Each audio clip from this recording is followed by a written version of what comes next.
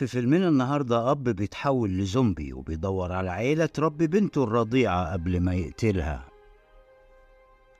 بيبدأ الفيلم مع أندي وزوجته كي وبنتهم روزي اللي بيعيشوا على مركب وما بيقربوش من اليابسة لأن المكان كله زومبي بسبب انتشار فيروس بيحول الإنسان لزومبي. وبيشوف أندي طفلين وأبوهم وأمهم موجودين الناحية التانية على اليابسة، وبيشوفهم أندي وبيفرح وبيسلم عليهم لكن بيطلع الأب مسدس عشان يهدد أندي، وبيدخل مركبه وبيجي الليل وبتقول له مراته إن الأكل قرب يخلص لازم يدوروا على أي بيت قريب، وبيقول لها أندي إنهم لازم يكملوا المنطقة الريفية هناك أمان أكتر. وبيشوف علب إسعافات أولية طافية على المية فبيجمعها، وهم ماشيين بيشوفوا مركب مقلوب وبيروح أندي عشان يدور على أكل فيه وبيجمع المفيد، وفجأة بيسمع صوت فبيرجع بسرعة لمركبه وبيدي الأكل لمراته وبيقول لها إن هو راح المركب المهجور وبيطمنها إنه